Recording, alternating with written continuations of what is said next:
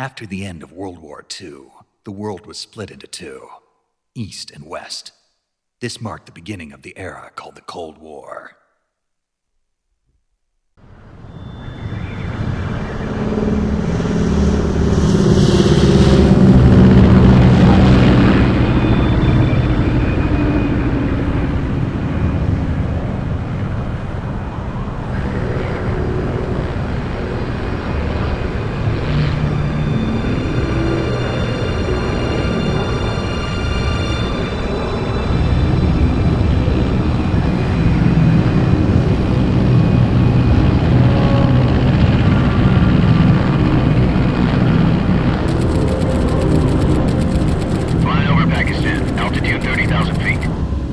Soviet airspace. 20 minutes to drop off. Commencing internal depressurization. Equipment check. On main parachute. All right. You ready to go? Drop zone still showing a high pressure mass. Cav okay. Good. We've got high visibility.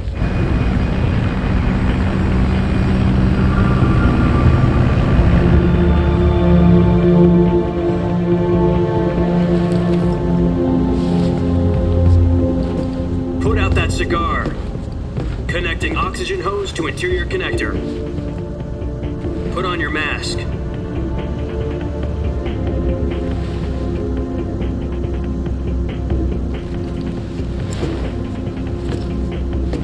Does this panty waste know what he's doing? Approaching release point. 10 minutes to drop off. Hey, are you deaf? He said put out the cigar and put on your mask.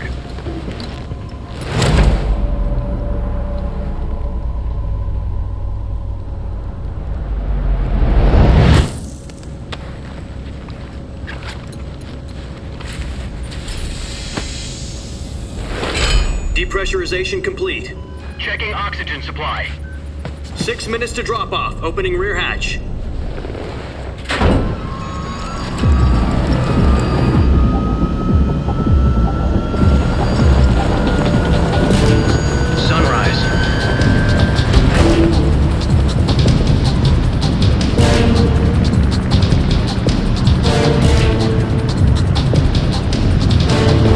Temperature minus 46 degrees Celsius. 2 minutes to drop off. Stand up. You'll be falling at 130 miles per hour. Try not to get frostbite from the wind chill. 1 minute to drop off. Move to the rear. Activate bailout bottle. This is one for the history books. The world's first halo jump. 10 seconds to drop off. Stand by. Status okay, all green. Prepare for drop-off. Countdown. 5, 4, 3, 2, 1. Spread your wings And fly. God be with you.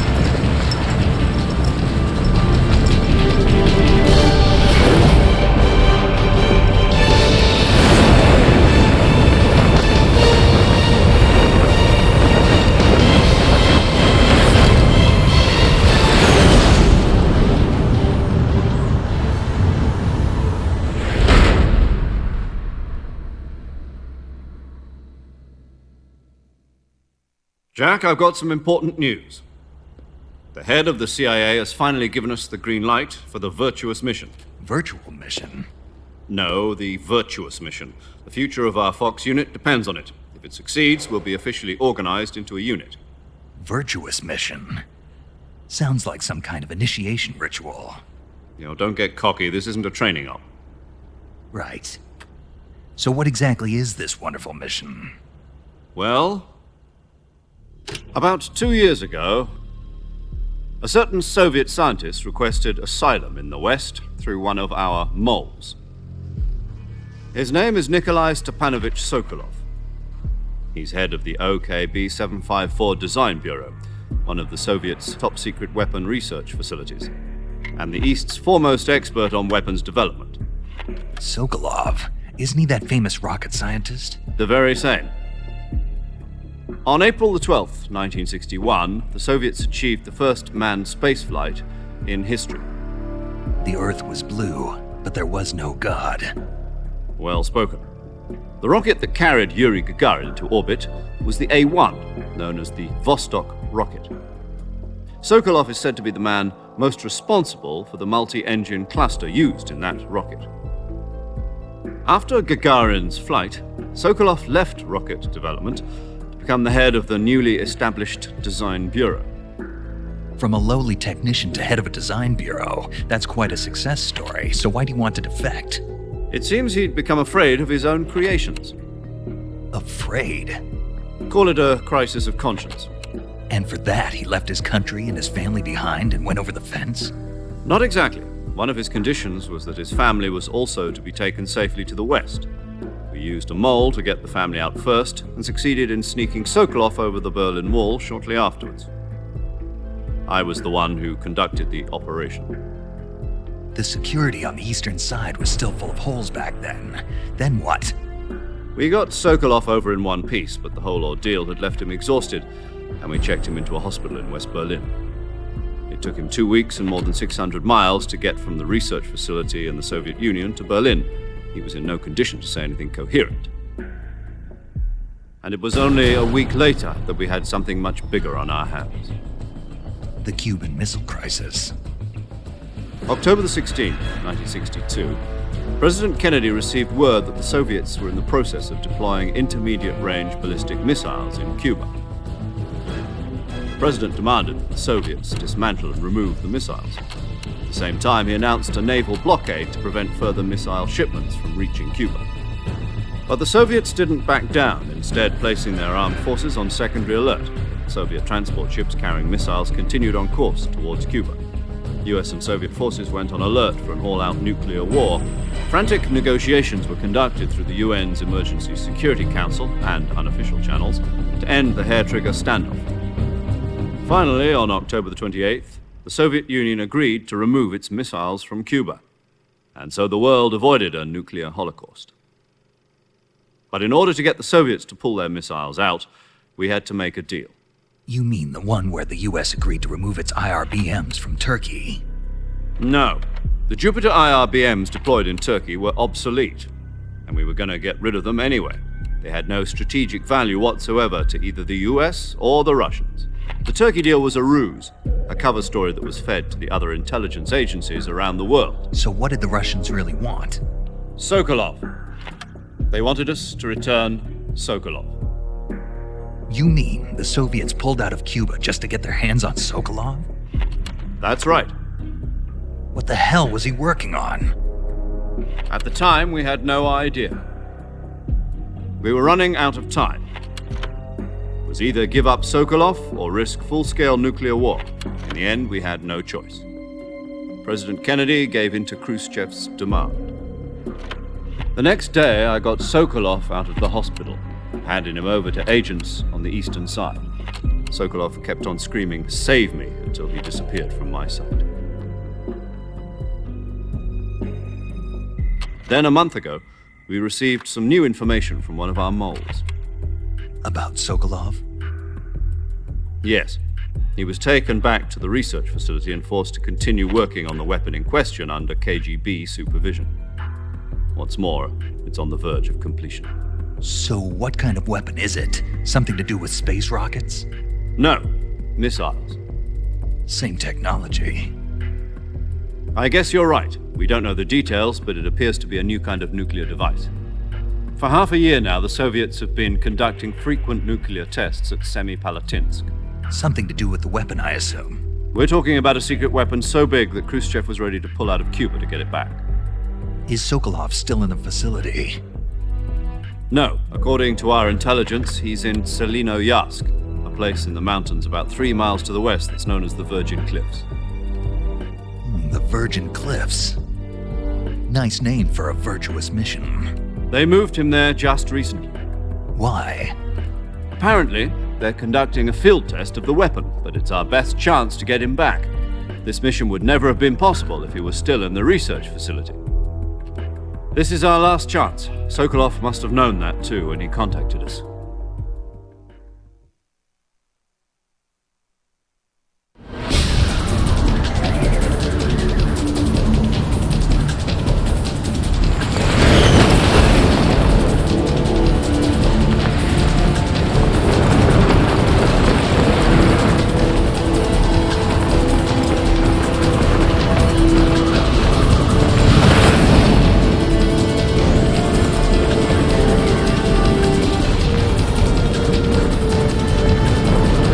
Listen up, Jack.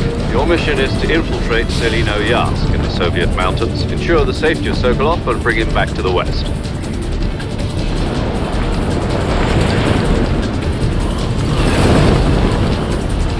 If we don't get Sokolov back before that weapon is complete, we'll be facing a major crisis. The clock is ticking.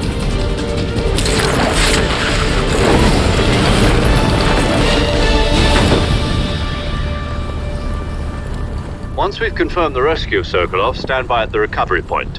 A recovery balloon will be dropped at that point. Helium will be pumped into the balloon to inflate it. The process takes about 20 minutes.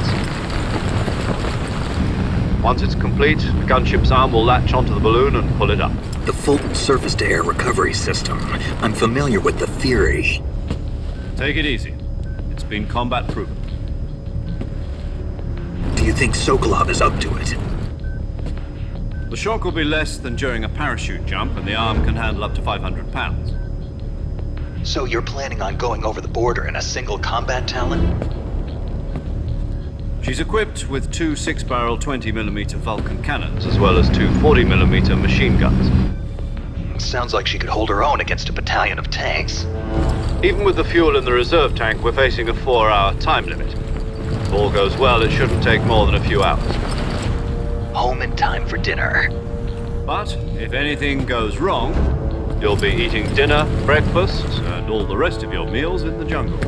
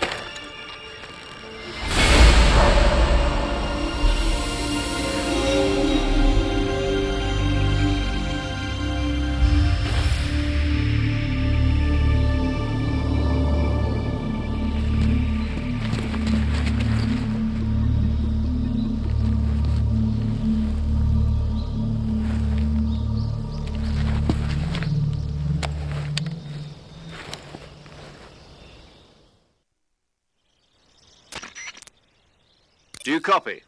You're already in enemy territory, and somebody might be listening in. From here on out, we'll be using code names to refer to each other. Your code name for this mission will be Naked Snake. I'll be referring to you as Snake from now on. You're not to mention your real name. Snake? What, you don't like snakes? What do you mean? Well, you've eaten one before, haven't you? In survival training. I'm glad to hear that. I don't know if I'd ever order one in a restaurant, but... Be careful, you might not have a choice. What about you, Major? What should I call you? Let's see. I'll be Tom. Call me Major Tom. This will be a sneaking mission. You must not be seen by the enemy. You must leave no trace of your presence. Is that clear? This kind of infiltration is the Fox unit's speciality. In other words, weapons and equipment are procured on site. That goes for food as well. You're completely naked, just as your name implies. Great. Now I see why you asked me if I like snakes. I suppose calling me Snake was your idea of a joke, too. No. There's a good reason for that. I'll tell you later when the time is right. Gotcha. Getting back to the subject, how exactly am I supposed to feed myself? You've been issued a knife and a tranquilizer gun. Use them to hunt for food. You'll also find some medical supplies in your backpack. Yeah, about the backpack. I lost it in a tree on the way down. I see. Well, you'd better go back and get it then. You know where it is? No problem. I can see it from here. It's stuck on a branch. To climb a tree, stand in front of a tree that's covered in ivy and press the action button. I'll be monitoring your progress over the radio.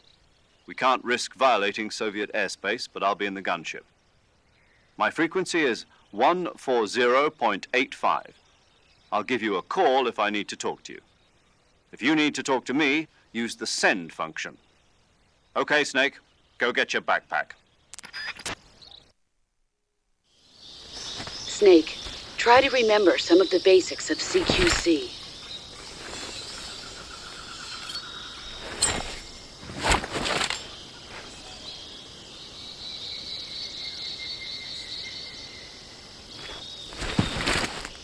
Commencing virtuous mission now.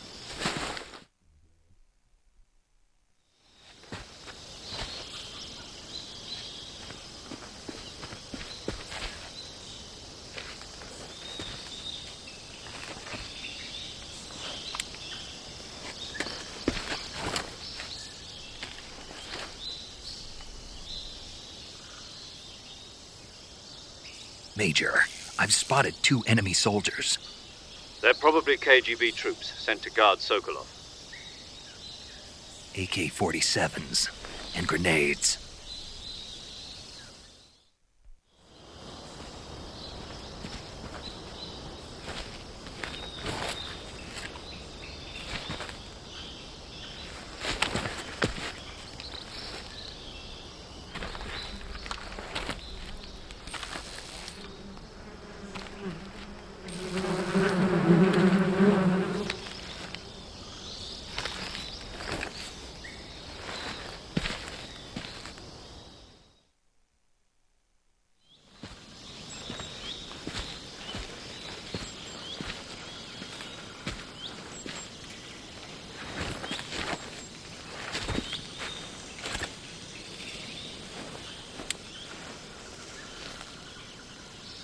Major, I've reached the abandoned factory where Sokolov is supposedly being held. This place is a dump.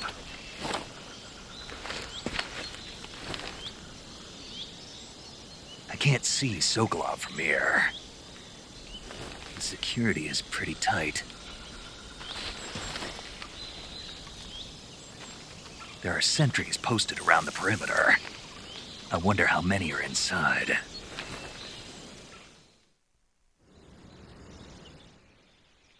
Your objective, Sokolov, is inside the factory. They should be holding him in a room in the northeast section. Northeast section. Got it. Be careful.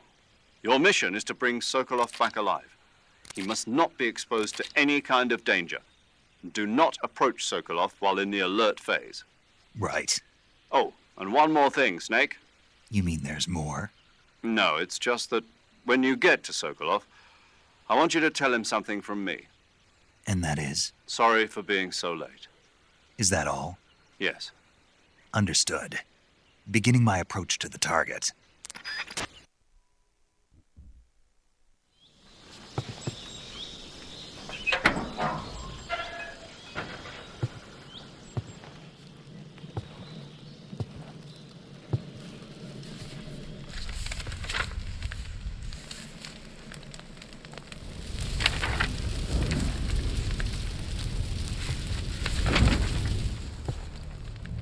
You must be Sokolov.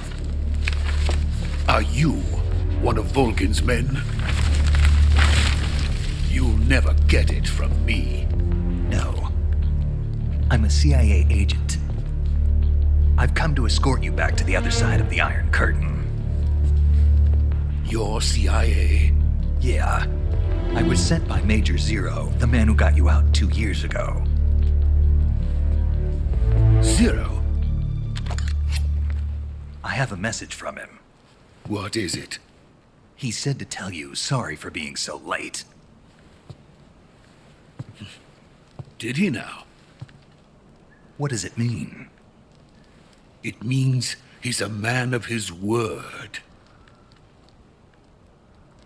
But we've got no time for this. You have to get me out of here before they arrive. Who's they? Colonel Volgin of GRU.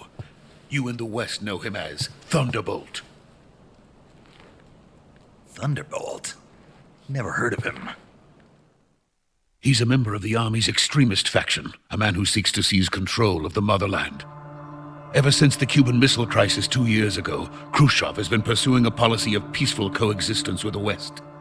Despite resistance and criticism from hawks in the army and the provincial authorities, Khrushchev has managed to suppress the opposition so far. But the failure of his agricultural policies has put him in a precarious position. And on top of that, the tragedy last November. President Kennedy's assassination. Precisely. In a sense, Khrushchev has lost his biggest partner, and his power base is rapidly crumbling away. A certain group is plotting to use this opportunity to seize power by rallying the anti-government forces, overthrowing Khrushchev, and installing Brezhnev and Kosygin in his place. The mastermind behind this plot is Colonel Volgin of the 𝐸. He has control over another secret weapons research facility much like this one, OKB-812, known as the Granin Design Bureau, and is using it to further his plans. But that is not enough to satisfy him. Now he's plotting to seize the secret weapon I have been developing here and use it as leverage in his bid for power.